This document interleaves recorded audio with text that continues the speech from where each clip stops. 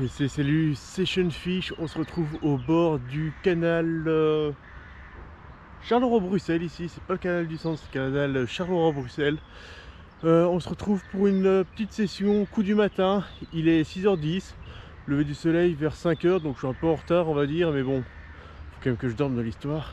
Et il fait une histoire de 17 degrés, le ciel est bleu, et à mon avis ça va être une très bonne journée, en tout cas pour nous, pour le poisson.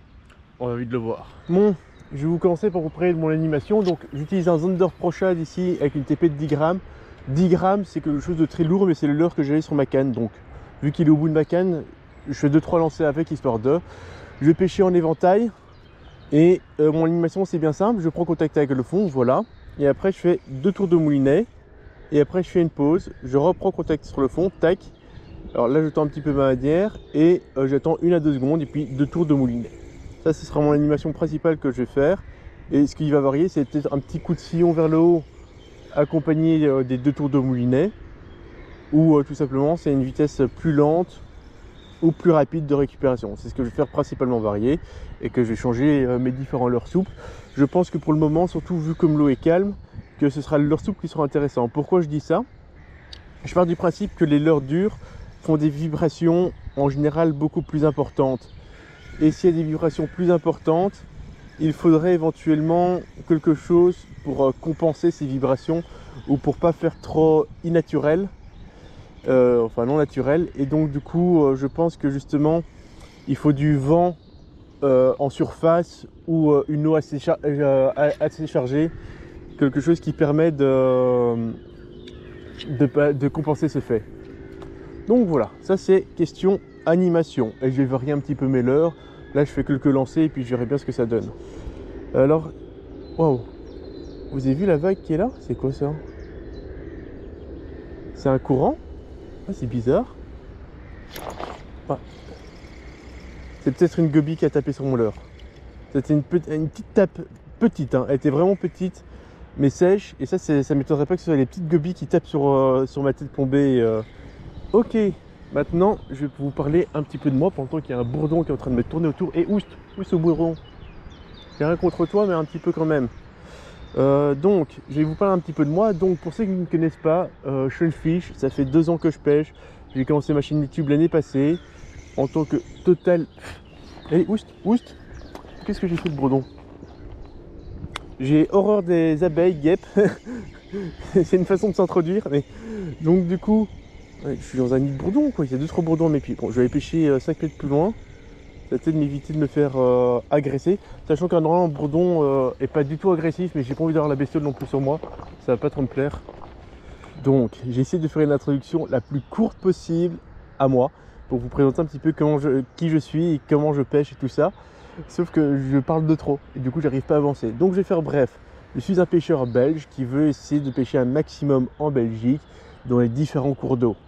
Cette année j'avais comme objectif du coup d'explorer un maximum de cours d'eau. Mon objectif est déjà bien entamé. J'ai pêché notamment la Lesse, qui est une rivière qui est beaucoup plus loin de chez moi. J'ai la Semois et la Meuse et la Sambre que je voudrais aussi encore pêcher un peu plus. Et ça, ce sont mes objectifs donc principaux pour cette année. Qu'est-ce que j'ai à dire de plus? Je suis un pêcheur qui s'est considéré comme étant débutant. Cette année, je me considère plutôt comme un pêcheur moyen bas. Mais je trouve que par rapport à l'année passée, j'ai déjà nettement progressé. Ce qui est relativement positif, on va pas se mentir. Un autre objectif que j'ai cette année, c'était la compétition street fishing. Je me suis lancé dans le championnat de Belgique, peut-être une compétition un peu trop haute pour mon statut. Mais pour le moment, je suis classé 10e pour la première manche, ce qui est plutôt pas mal, 10e sur 37. Mon objectif maintenant, au début, c'était juste de ne pas finir dernier. Vu que là, actuellement, je suis même bien classé par rapport à mes attentes, je vais essayer de garder mon statut d'au minimum 10e, voire peut-être progresser. Mais en tout cas, continuer sur cette lancée-là, qui est vraiment très plaisant et très flatteur de se dire qu'on a réussi à se classer aussi haut lors des premières manches. Donc ça, c'était mes objectifs principaux. En objectif secondaire, cette année, j'aimerais bien faire mon premier poisson au top water. À savoir qu'on m'a toujours dit que pour pêcher au topwater, il fallait principalement chercher des chasses ou des choses de ce genre-là. J'espère que ça va être le cas, que j'arriverai à trouver quelque chose qui va me permettre de pêcher dans ces conditions-là.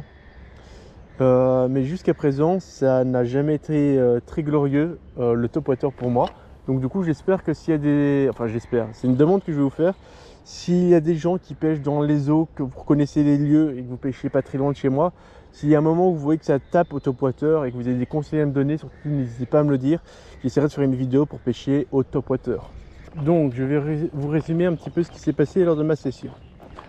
J'ai commencé ma session, il était 6h20 plus ou moins. Et j'ai commencé par gratter un petit peu au leurre souple les bordures en éventail pour essayer de trouver de la perche et du sandre. Principalement dans l'espoir de faire des beaux cendres, on va pas se mentir. J'ai remarqué que l'eau était très claire, que j'ai une visibilité jusqu'à 3 mètres de fond par endroit, mais 2 mètres facilement avec mes lunettes de soleil. J'ai pu observer que sur les bordures il y avait énormément de perches, mais j'ai aussi vu qu'il y avait plusieurs carpes qui se promenaient sur les bordures. Par contre, je n'ai pas vu de blanc et je n'ai pas vu de carnassier en bordure. J'ai remarqué que les gobies étaient assez agressives. Je me suis déplacé sur une structure, j'ai commencé à pêcher en drop shot en me disant peut-être qu'en pêchant un peu plus surélevé par rapport au fond, les gobies ne taperont plus et j'aurai peut-être plus d'espoir que s'il y a des perches un peu plus loin, de petite taille, de 15 à 20 cm, c'est ce que je visais à ce moment-là, on puisse commencer à taper sur mon leurre. Alors, ça s'est pas passé exactement comme ça. Les perches n'ont pas tapé, par contre les gobies tapaient excessivement bien. Je sais pas comment on doit le formuler autrement, mais les perches, les gobies tapaient bien. D'ailleurs, j'en ai fait une sur mon petit leurre qui s'est fait couper, et c'est moi qui s'est fait couper que j'ai remarqué que j'arrivais à faire des petites gobies. Bon, j'ai pas trop insisté, l'objectif n'était pas de pêcher la gobie, mais la perche et le sandre. Ensuite, je me suis déplacé et j'ai constaté qu'il y avait vraiment beaucoup de carpes sur les bordures et j'ai commencé à essayer de cibler ces carpes parce que j'avais déjà fait l'été dernier une carpe en édrigue. Donc j'ai essayé de pêcher un petit peu en édrigue à vue les carpes sans résultat. Par contre, j'ai harponné au passage 2 autres petites gobies, donc pas top, pas top. Alors mes observations, l'eau est agréable, j'ai mis mon doigt dans l'eau et je trouvais que c'était une bonne température, que je pourrais presque plonger dans le canal pour vous dire à quel point la température du canal est assez fraîche. Qu'est-ce que j'ai pu observer d'autre? Que ma bordure était éclairée contrairement à celle d'en face, et c'est à peu près tout ce que j'ai pu observer. Du coup, je ne sais pas si le poisson est juste inactif parce qu'il est un peu tard. Est-ce que le poisson est encore en train de frayer? Est-ce que vu qu'il y a beaucoup de carpes sur les bordures qui ont peut-être fini leur fray ou qui commencent à frayer, je ne sais pas trop comment elles frayent les carpes, peut-être que les cendres et perches ne se pas se rapprocher trop près des carpes qui longent les bordures à l'heure actuelle. Donc peut-être que les cendres et perches se tiennent plus éloignés dans le canal. Donc ça, c'est une possibilité. Une autre possibilité, c'est tout simplement parce qu'il est déjà un peu tard. Le lever du soleil était à 5 h, j'ai commencé à pêcher à 6h20 et à l'heure à laquelle je finis, il est 8h20, 8h30. Donc est-ce qu'on est déjà un peu trop tard par rapport au lever du soleil et les poissons sont complètement sur off, ou juste je pêche pas au bon endroit ou pas avec la bonne technique? Moi, je pense que je pêche principalement, peut-être pas dans les bonnes heures, c'est déjà un premier élément, mais un élément encore un peu plus important, je pense que je pêche pas au bon endroit. Donc là, je pense que moi je vais prendre la voiture et me déplacer sur un autre secteur parce que celui-ci ne donne pas assez bien mon... Alors je vais me chercher une bordure caillouteuse et à l'ombre et on va voir si j'ai un peu plus de résultats pour la suite de cette session. Et voilà, il est 9h30, j'ai changé de spot. Par contre, on peut constater que les eaux sont un peu plus foncées, je vois clairement moins loin. Les eaux sont donc plus teintées forcément. Il y a du courant, il y a un peu de courant en tout cas, et il y a surtout des crasses en surface. Alors, je ne suis pas du tout à l'endroit que je voulais venir pêcher. Je voulais pêcher ailleurs, mais mon GPS m'a conduit à des endroits. En fait, il y a toutes les routes que je voulais prendre, tous les ponts sont en travaux, et du coup, j'ai eu du mal à me localiser. Et puis finalement, bon, je me retrouve ici, et je me dis, bon, ben, tant que j'y suis, tant pêcher, hein. Donc on va pêcher un petit peu ici, on va voir ce que ça a donné. En espérant toucher du poisson, ce serait chouette. Ah, il suffit que je parle et là il y a un banc de poissons qui viennent de passer devant moi. Alors, ça semble être du blanc. Non, il y a des perches dans la mât. J'ai pêché avec des petits leurres. On va pêcher avec un petit minot ou un petit crank. On va pêcher avec un petit crank parce que c'est le premier truc que je vois.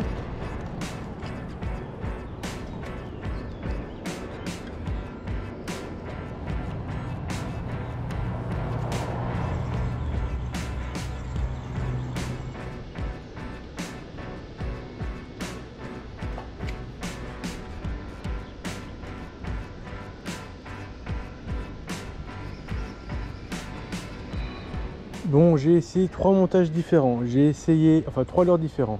Un petit crank, un spinner, enfin un micro spinner et un spin tail. Micro spinner et spin tail, surtout sur le micro spinner, sur le spin tail, pardon. Les perches ont suivi, mais elles n'ont jamais tapé. Elles ont juste suivi de loin. Donc là, je vais essayer autre chose. Les perches sont plus ou moins là devant moi. J'ai essayé mon petit montage drop shot que j'ai fait là tantôt pour voir s'il pourrait marcher. J'ai mis un tout petit leurre. Et on va voir si sur quelque chose plus en forme d'insecte ça pourrait intéresser. Bon, un petit peu galère d'arriver jusqu'au bord de l'eau parce que les berges sont assez encombrées, mais du coup j'arrive vraiment le genre de structure que je voulais viser. Hop, on va me faire un peu de place, hein. Et donc du coup je suis à l'ombre.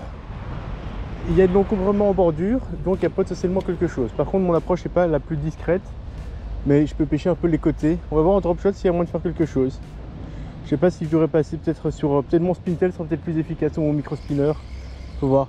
Après, on va être honnête, j'avais pas prévu de pêcher petit au début aujourd'hui. Du coup, je suis plus équipé pour des leurres de 3 pouces que des leurres de 2 pouces ou du matériel de pouces quoi. Bon, il y a un petit bateau qui passe pile poil au moment que je commence vraiment à pêcher les bordures. Ce qui n'est pas en général, d'après ce que je sais, des bateaux en bordure qui ont fait des petits remous, surtout que là ils vont peut-être me mouiller les pieds. C'est pas le plus terrible en général.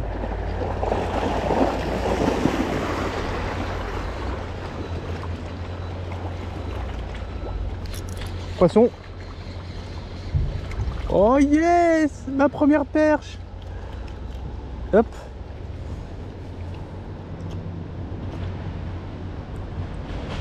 Ah, ça faisait longtemps que je n'ai pas fait de perche. Bah, juste après le passage du bateau, j'ai peut-être menti. Elle doit faire 20 cm. Hop. Et je la mets directement. Donc juste après le passage du bateau, elle a chopé mon leurre et elle m'a fait un coup bien sportif comme il fallait. Donc peut-être que je me suis plaint trop vite. Bateau, si tu veux repasser, tu peux, hein. Je l'autorise.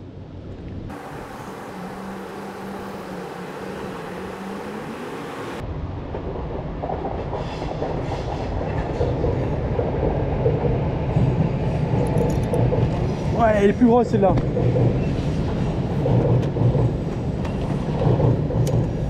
Hop. Et hop là. Yes. Alors, hop. On va essayer de déposer la canne. Hop. Une jolie perche. Franchement, elle doit faire pas loin des 25. Hop. Yep. Le leurre, on l'a déjà retiré. Oh, elle est superbe. Allez, on la remet directement à l'eau. Oh, super. Ça, c'était ce que j'étais venu chercher. Ça, c'est la taille parfaite comme j'aime bien, quoi. Allez, on relance. Donc, en fait, c'est vraiment le long des buissons ici que j'ai mes touches, hein. Voilà, j'ai déjà une tape. Raté.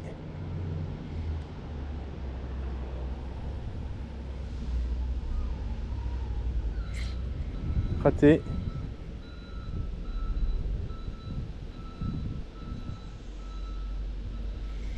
Hop. Je vais voir si tout va bien. Mon leurre c'est un peu défait. On le repositionne. Alors c'est vraiment un petit leurre de pouce. C'est un mix entre un tenta et autre chose. Et il est tout fin et il est vraiment bien pour le drop shot, je trouve. Merci Philippe Joux hein, de me l'avoir présenté ce leurre. Sinon, on n'a peut-être pas fait les 2 poissons que je viens de faire.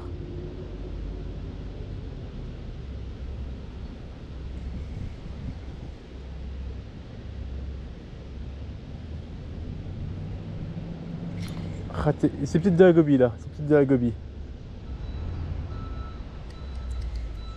Les frappes de gobie sont un peu différentes. Hop là. Bah, c'est quoi ça? Ah, c'est une perche. Je l'ai pas reconnue. Elle a tapé sur mon leurre quand je l'ai remonté quoi. Yep. Par contre, si tu sais me prendre un petit peu mon leurre. Yep là. Ils sont piqués. Tac.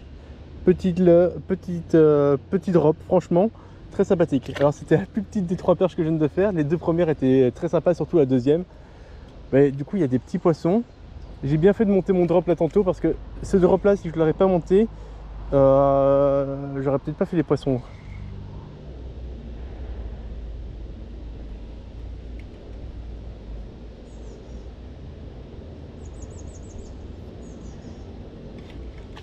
Yes. Alors, c'est là, vous l'avez certainement pas vu, moi j'ai vu l'attaque en direct.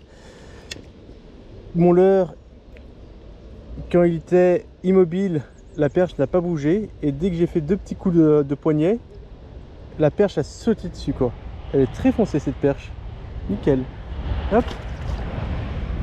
Donc, il faut des petites animations, c'est clair. Par rapport à cette perche là, je la voyais même pas, mais elle devait pas être très loin. Et elle bougeait, et elle prenait pas du tout mon leurre qui était immobile. Et dès que j'ai donné des petits coups de sillon, tac, elle a sauté dessus. Donc tac tac tac, je fais des petits coups de sillon.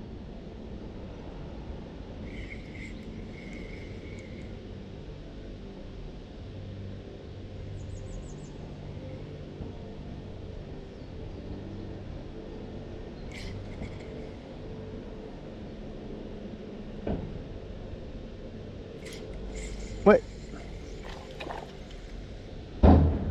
Nickel ça. Elle est engamée un peu plus loin. Hop. Alors heureusement avec moi, j'ai toujours une petite pince. Alors c'est vraiment un peu plus loin, hein. C'est pas très problématique. Mais hop là, elle s'est décrochée. Je vais utiliser ce plantain dans le doigt. On la remet directement à l'eau. Cool. Je suis quoi à ma 5e perche là je pense. Moi qui partais sur un gros capot, je fais 5 perches d'affilée sur un micro spot en plus. C'est top. Bon, je suis bien tanké dans le fond. Et là, je suis en train de me dire, encore une fois, Shunchi, t'as pas regardé pour te faire un décroche-leurre. Il faudrait vraiment que je pense à me faire un décroche-leurre. Vous êtes beaucoup à me le conseiller, hein, le décroche-leurre. Apparemment, il y en a qui se vendraient aussi en magasin. Donc, je vais peut-être regarder pour m'en acheter un en magasin. Mais là, je vais devoir tirer et probablement casser derrière. Alors, je vais tirer encore un petit peu à gauche pour voir si ça a changé quelque chose. Mais à mon avis, je vais juste casser. Ah, ça a cassé. La question, ça a cassé où? Ah, il y a mon badling qui a cassé, mais vachement loin de là où je pensais. Donc je dois me refaire un montage drop. Mais ah non, j'ai rien dit. Ouais, je dois juste me refaire un montage drop. Ok, ça va. J'ai encore mon badling. Donc c'est mon hameçon qui s'est accroché dans le fond d'après ce que je ressens. C'est pas mon plomb, c'est bien mon hameçon qui s'est accroché, malheureusement. C'est pas grave, on va refaire tout ça. Voilà, je suis repassé sur un montage drop, sauf que cette fois-ci, j'ai mis un plomb chevrotine en dessous parce que je n'ai plus de pont en forme de tige. Manque de moyens. Enfin, peut-être pas manque de moyens, mais honnêtement, je trouve les plombs drop shot très très chers, les plombs cylindriques. Du coup, je préfère une chevrotine qui me revient beaucoup moins cher. Par contre, ce que j'ai peur dans cette situation, d'habitude, je pêchais des fonds plats. Là, cette fois-ci, je pêche une pente et j'ai peur que mon plomb chevrotine roule sur la bordure. Il y a un banc de perchettes pile poil sur mon leurre. Ah, je sais pas si vous le voyez, mais Elles sont toutes petites les perches. Et elles viennent, mais elles tapent pas. C'est une qui va venir. Non. Elles ne viennent pas. Raté. On l'a vu, c'est de la gobie.